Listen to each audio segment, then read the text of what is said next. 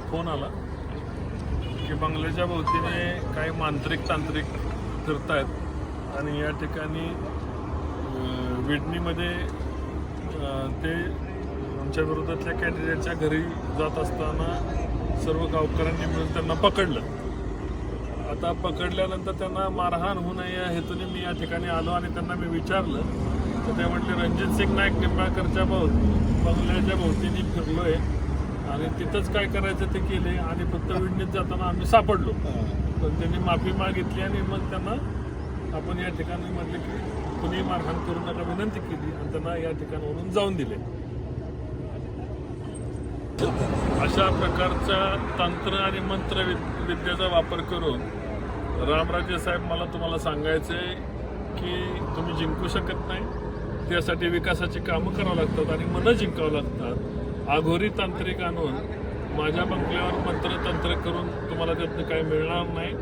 आणि अशा गोष्टी जर होऊन जर लोक इलेक्शन जिंकत असतील तर देशामध्ये फक्त आघोऱ्यांनीच राज्य केलं असतं. अशा प्रकारच्या गोष्टीचा आणि अशा चुकीच्या कृत्याचा मी या ठिकाणी निषेध करतो. आज या ठिकाणी आमच्या विडणी गावामध्ये सध्या इलेक्शनचं वातावरण चालू आहे आणि चारही मुंड्या विरोधकांची चारही बाजूने हार झालेली असताना विरोधकांकडून आघोरी विद्येचा वापर या ठिकाणी करण्यात येत आहे. आता या ठिकाणी आम्ही जे आघोरी विद्या करणारे होते ते आघोरी विद्या करणारी लोक विडणी गावामध्ये त्या ठिकाणी पकडण्यात आलेले आहे. त्या आघोरी विद्या करणाऱ्या लोकांकडून आदरणीय खासदार साहेबांच्या बंगल्यात भोवती देखील त्यांनी चक्रा मारलेल्या आहेत आणि बंगल्याभोवती देखील आघोरी विद्या करून त्या ठिकाणी आलेले आहेत.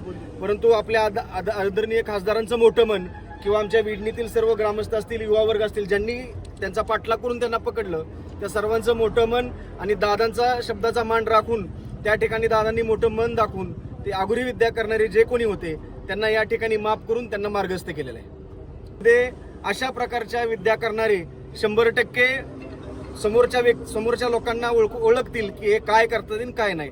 त्याच्यामुळे आपल्या सर्वांना या माध्यमातून विनंती आहे की अशा प्रकारच्या लोकांना आपण कितपत मतदान करायचं किंवा कितपत नाही किंवा कितपत निवडून द्यायचं हे आता तुमच्या हातात आहे. धन्यवाद.